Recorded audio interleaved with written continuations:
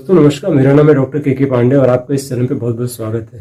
दोस्तों आज हम बात करेंगे आर्थराइटिक सोरियासिस के बारे में। दोस्तों आर्थराइटिक सोरियासिस क्या होता है, इसके क्या सिम्टम्स होते हैं, इससे क्या प्रभाव पड़ता है शरीर पे और इसको हम कैसे सही कर सकते हैं, इसके बारे में आज हम पूरी बात करेंगे। तो आइए दोस्तों शुरू करते हैं।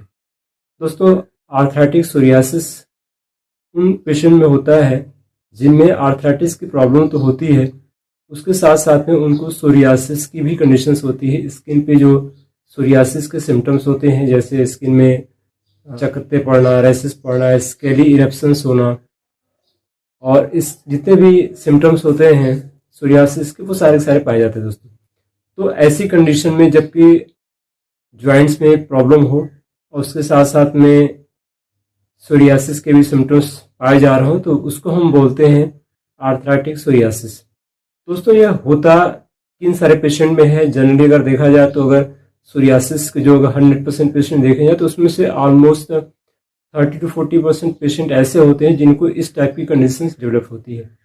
ये थोड़ी टिपिकल कंडीशन होती है दोस्तों, इसको ठीक करना थोड़ा सा मुश्किल होता है क्योंकि इसमें एक तो सोरियासिस होता है जो कि ऑटो इम्यून डिसऑर्डर है, और उसके साथ साथ में आर्थराइटिस की भी कंडीशंस हो जाती है, और स्पेशली स्मॉल जॉइंट्स में इसका जो मेन एक्शन होता है जब ये अफेक्ट करती है, तो जितने भी स्मॉल जॉइंट्स होते हैं वहाँ पे बैक एरिया में, नीचे और ऊपर साइड में इसका अफेक्शन ज़्यादा होता है। इसके अलावा जितने भी छोटे जॉइंट्स होते हैं दोस्तों, वहाँ पे स्पेशली पैर में, टो में, या जो स्मॉल जॉइंट्स होते हैं फिंगर्स में, उसको ये अफेक्ट करती है। इसके जो मुख्य लक्षण दोस्तों पाए जाते हैं, अगर आप ध्यान से देखेंगे ऐसे पेशेंट को, तो उनके अंदर स्मॉल जॉइंट्स में जैसा कि मैंने बताया स्वेलिंग होती है, पेन होता है और स्टिफनेस रहती है दोस्तों। स्टिफनेस बड़ी इंपॉर्टेंट सिम्टम है ऐसे पेशेंट के लिए। और इसके साथ साथ में मॉर्निंग स्टिफनेस, मतलब जब पेशेंट सुबह सो करके उठता है तो उसमें उसको अकड़न सी, जकड़न सी महसूस होती है जॉइंट्स में, या जहाँ पे भी उसका अफेक्टेड एरिया होता है वहाँ पे ये चीज़ आपको ज़्यादा देखने को मिलेगी। तो ऐसे पेशेंट के लिए दोस्तों बड़ी मुश्किल होती है और ऐसे पेशेंट को ट्रीट करना बड़ा मुश्किल होता है। ये टिपिकल पेशेंट होते हैं जहाँ पे दोनों कंडीशंस एक साथ डेवलप हो जाती है, मतलब सोरियासिस भी और आर्थराइटिस भी। तो जैसा कि मैंने इसके बारे में बताया कि इसमें मॉर्निंग स्टिफनेस ज़्यादा पेक्यूलियर पाया जाता है, स्किन पे रैसेस पाए जाते हैं ऐसे पेशेंट को। इसके अलावा ऐसे पेशेंट को अगर आप देखेंगे तो उनके बदन में फटीगनेस होती है, दर्द होता है, जॉइंट्स में पेन होता है, हड्डियों में दर्द होता है। ऐसे पेशेंट को आप देखेंगे रेस्टलेस बहुत ज़्यादा होता है दोस्तों, पेशेंट को बहुत ज़्यादा तकलीफ होती है।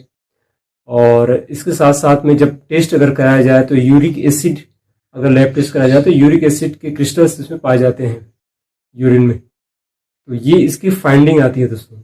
अगर हम बात करें इसके ट्रीटमेंट के, तो ट्रीटमेंट दो तरीके से किया जाता है दोस्तों। पहला तो होता है जो कि हम एलोपैथिक ट्रीटमेंट देते हैं, जिसमें स्टेरॉइड्स दी जाती हैं, और उनका जो इफेक्ट होता है कि वो जो इन्फ्लेमेशन कॉज करने वाले फैक्टर्स होते हैं उनको इनहिबिट्स कर देती हैं, रोक देती हैं, और पेन जो होता है वो धीरे धीरे सबसाइड कर जाता है, कम हो जाता है। लेकिन इसके जो साइड इफेक्ट्स होते हैं वो सबसे ज़्यादा देखने में आते हैं ऐसे पेशेंट को। अगर आप देखेंगे तो लॉन्ग टर्म में अगर वो पेशेंट यूज़ कर रहा है उन सारी दवाओं को, तो उसके इफेक्ट्स जो होते हैं कि अल्सर्स होना, हार्ट अटैक, स्ट्रोक्स, स्टूल के रास्ते ब्लीडिंग होना, पेट में दर्द होना, इस तरह के सिम्टम्स पाए जाते हैं अगर लंबे समय तक इसका इस्तेमाल किया जाता है दोस्तों। इसको NSAIDs बोलते हैं, non steroidal anti inflammatory drugs का जो ट्रीटमेंट दिया जाता है वो दिया जाता है इम्यूनोसप्रेसेंट, मतलब ऐसे दवाएं जो कि इम्यूनिटी को या इम्यून सिस्टम को सप्रेस कर देते हैं दोस्तों। क्योंकि इम्यूनिटी की वजह से सारी कंडीशंस डेवलप होती है, तो ऐसी मेडिसिन दी जाती हैं जो कि इम्यून सिस्टम को सप्रेस कर देती है, उसको इम्प्रूव नहीं करने देती, लेकिन इसका खामियाजा भुगतना पड़ता है शरीर को इन्फेक्शन के रूप में दोस्तों। इसको यूज़ करने के बाद में इन्फेक्शन के चांसेस बॉडी में बहुत ज़्यादा बढ़ जाते हैं। तो इसको कंफर्म करने के लिए आप देखिए कि जो नेल्स होती है, नेल्स में अगर स्वेलिंग हो, रेड स्वेलिंग हो, स्पेशली पेन भी हो, दर्द भी हो, तो यह एक श्योर सिम्टम पाया जाता है आर्थराइटिक सोरियासिस का दोस्तों। होम्योपैथिक ट्रीटमेंट के बारे में बात करें दोस्तों, तो होम्योपैथिक में इसमें कई सारी मेडिसिन हैं जो कि सिम्टोमेटिक तरीके से दी जाती है, क्योंकि होम्योपैथी की जितने भी मेडिसिन दी जाती है उसका सारा सिम्टम्स बेस ही होता है। इसकी जो सबसे पेक्यूलियर मेडिसिन है दोस्तों वो है रस-टॉक्स। रस-टॉक्स में आप देखेंगे कि ऑलमोस्ट जो सिम्टम्स पाए जाते हैं चाहे वो आर्थराइटिस के हो या फिर सोरियासिस के, दोनों पाए जाते हैं दोस्तों। तो ये एक बेहतरीन मेडिसिन है। इसके अलावा सारी जो मेडिसिन दी जाती हैं वो सिम्टोमेटिक दी जाती है दोस्तों। और ये जो मैं जानकारी शेयर कर रहा हूँ आपसे, ये मैं सिर्फ जानकारी के तौर पे कर रहा हूँ, क्योंकि इसका जो ट्रीटमेंट किया जाता है टिपिकल होता है, इसलिए इसको कृपया खुद से ना करें।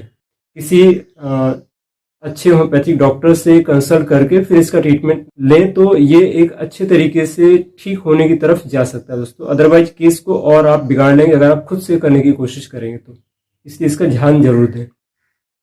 इसके अलावा दोस्तों और जो मेडिसिन है उसमें आप आर्सेनिक, सीपिया, थूजा जैसी कई सारी मेडिसिन हैं जिसमें सिम्टम्स के आधार पर दवाएं दी जाती है दोस्तों।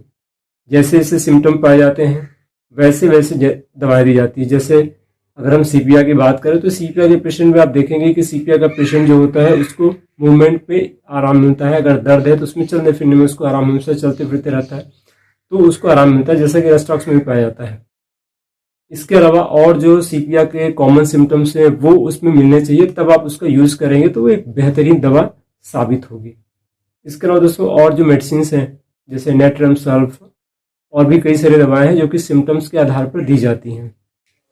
इसके अलावा दोस्तों आप calcarea carb, graphites, petroleum, natrum mur, calophyllum, benzoic acid, इन सारी मेडिसिन के बारे में भी आप सिम्टम्स के आधार पर चुनाव कर सकते हैं।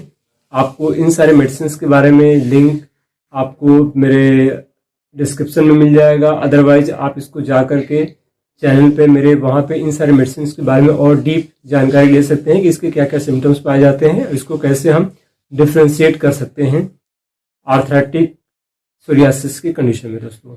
उसमें कौन कौन से सिम्टम्स बेसिक, क्योंकि देखिए किसी भी मेडिसिन के बारे में हमेशा उसका पेक्यूलियर कुछ बेसिक सिम्टम पाया जाता है, उसी के आधार पर दवा का चुनाव किया जाता है।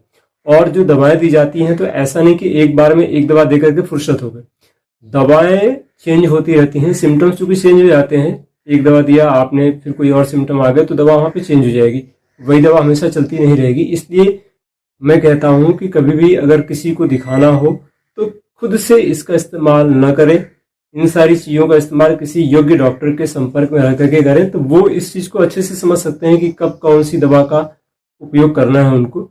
इसलिए एक बेटर सलाह मेरी ये होगी कि कभी भी टिपिकल केसेस जो भी हैं, देखिए जो नॉर्मल कंडीशन है वहां पे आप यूज करें, कोई इशू नहीं है। लेकिन जहाँ पे टिपिकल कंडीशन है जो कि बहुत ज्यादा टिपिकल, जैसे कि आर्थराइटिक सोरियासिस टिपिकल कंडीशन होती है दोस्तों, ठीक करना बड़ा आसान नहीं है, तो ऐसी कंडीशन में खुद से ना करें। बाकी आपकी अपनी इच्छा, आप खुद समझदार हैं, आपको क्या करना चाहिए आप अच्छे से समझ सकते हैं इस चीज़ के बारे में। और इसके अलावा दोस्तों एक जो सबसे इम्पॉर्टेंट मैं ट्रीटमेंट करता हूँ वो करता हूँ गैनोथेरेपी का दोस्तों।